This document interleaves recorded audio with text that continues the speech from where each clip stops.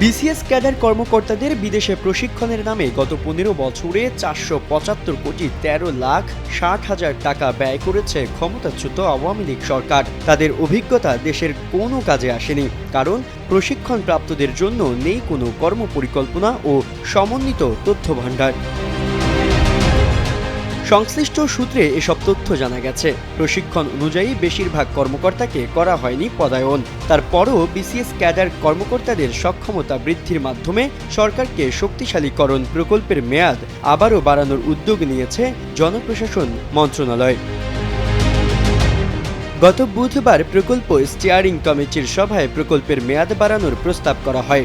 আগামীর উন্নত বাংলাদেশ বিনির্মাণের লক্ষ্যে প্রকল্পের কার্যক্রমকে অব্যাহত রাখা প্রয়োজন বলে জানিয়েছেন প্রকল্পের কর্মকর্তারা।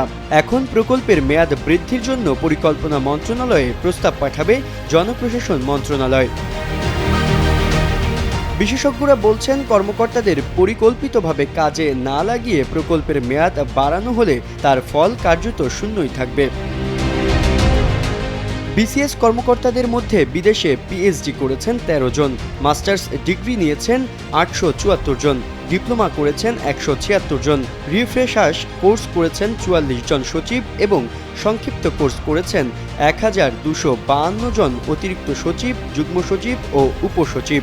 এর মধ্যে বেশিরভাগ কর্মকর্তা যুক্তরাষ্ট্রের Harvard, Duke, ITC, ILO, Macquarie, Curtin, Sussex, Oxford ও বার্মিংহাম এবং আমেরিকা, ইতালি, অস্ট্রেলিয়ার নামকরা বিশ্ববিদ্যালয় থেকে ডিগ্রি সম্পন্ন করেছেন।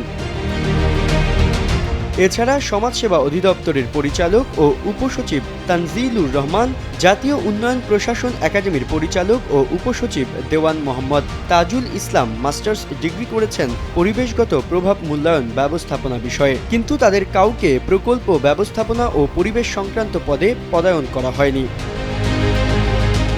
জানা যায়, পরিবেশগত প্রভাব মূল্যায়ন ব্যবস্থাপনার বিষয়টি প্রকল্পের ক্ষেত্রে খুবই জরুরি। প্রকল্প পরিকল্পনার ক্ষেত্রে বড় বড় কনস্ট্রাকশনের যে পরিবেশগত জটিলতা থাকে, এর মাধ্যমে সেটা নির্ণয় করা যায়।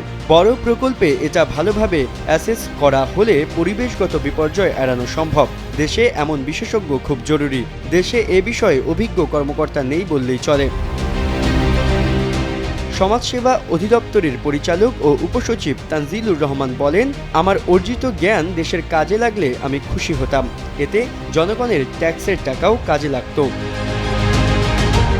জনপ্রশাসন মন্ত্রণালয়ের জ্যেষ্ঠ সচিব মোখলেসুর রহমান কালের কণ্ঠকে বলেন, প্রশিক্ষণ প্রকল্পের মেয়াদ বাড়ানোর বিষয়ে আমরা পজিটিভ। এগুলো নিয়মিত কাজ। সক্ষমতা বাড়ানোর জন্য প্রশিক্ষণ নিতেই হবে। প্রশিক্ষণ প্রাপ্তদের জন্য নেই কোনো কর্মপরিকল্পনা ও সমন্বিত তথ্য ভাণ্ডার।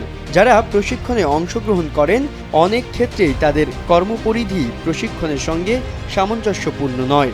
প্রশিক্ষণলব্ধ জ্ঞানের যথাযথ প্রয়োগের কোনো পথরেখাও নেই। আব্দুল্লাহ জুবায়ের, কালের কণ্ঠ।